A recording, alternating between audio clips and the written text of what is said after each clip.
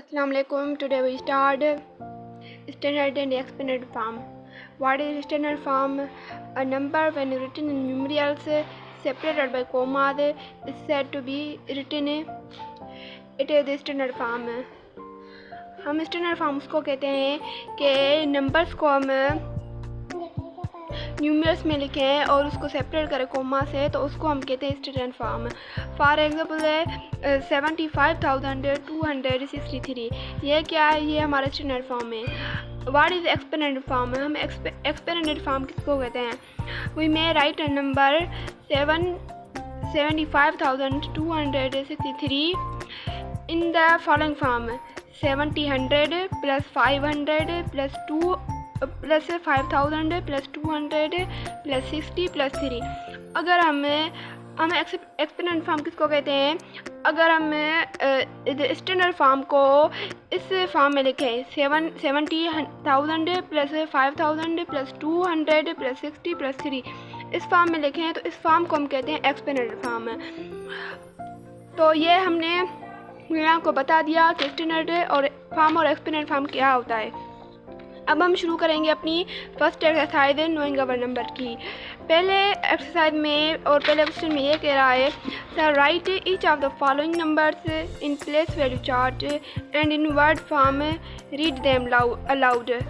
ये कह रहा है कि नीचे जो नंबर्स लिखे हैं ए में, बी में, सी में, डी में, इसको आप क्या करें, इसको आप पुट करें इन सारे नंबर को प्लेस वैल्यू चार्ट में और उनको लिखें नंबर वर्ड्स के फॉर्म में और इसको लाउडली रीड करें। अब हमारे पास पहला प्रॉब्लम आता है 23,758। ये क्या है? ये हमारा पहला प्रॉब्लम है जो अब हम सॉल्व करेंगे। मैंने आपको कल बताया था कि हम प्लेस वैल्यू कैसे बनाते हैं। तो प्लेस वैल्यू में क्या होते हैं मैं फिर भी आपको बताती हूँ। प्लेस वैल्यू में 2 पीरियड्स होते हैं, एक फर्स्ट पीरियड और दूसरा सेकंड पीरियड। फर्स्ट पीरियड में 3 प्लेसेस होती हैं, 1s, 10s और 100s, और सेकंड पीरियड में 2 प्लेसेस होती हैं, 1000s और 10,000s। अब हमारे पास नंबर कौन सा था?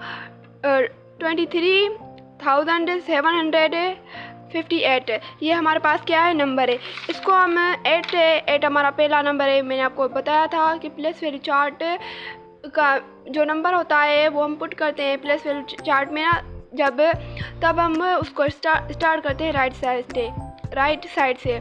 तो 8 क्या है? 8 हमारा राइट साइड का नंबर है। तो 8 हम किस में पुट करेंगे? 1s में पुट करेंगे। 5 हम 10s में पुट करेंगे।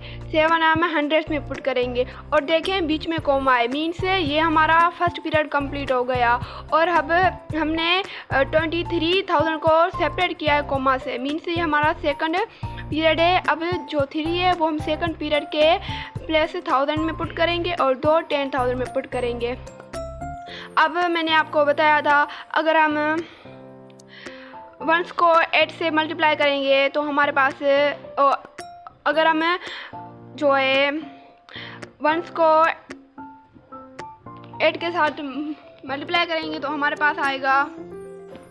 अब हम इसको रीड कैसे करेंगे? अब रीड ऐसे करेंगे 23,000, क्योंकि अब 22 और 3 क्या ये कौन से सेकंड पीरियड में और सेकंड पीरियड में या दोनों 1000 है, तो इसको हम सेपरेट करके नहीं पढ़ेंगे, साथ पढ़ेंगे। 23,000 और 7 जो है वो 100 की प्लेस में, तो इसको 7 को पढ़ेंगे 7, 100 और 5 जो 58, क्योंकि 10s को तो हम ऐसे ही पढ़ते हैं 58।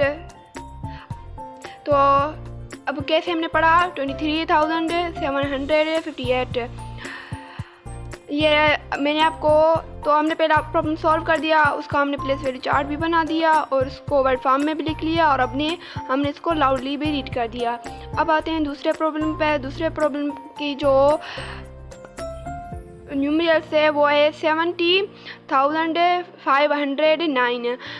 अब हम इसको सेम ही तरीके से पुट करेंगे प्लेस वैल्यू चार्ट में। 1s में 9 को पुट करेंगे, 10s में 0 को पुट करेंगे, 100s में 5 को और 1000 में 0 को और 10,000 में 7 को। ऐसे हम पुट करेंगे।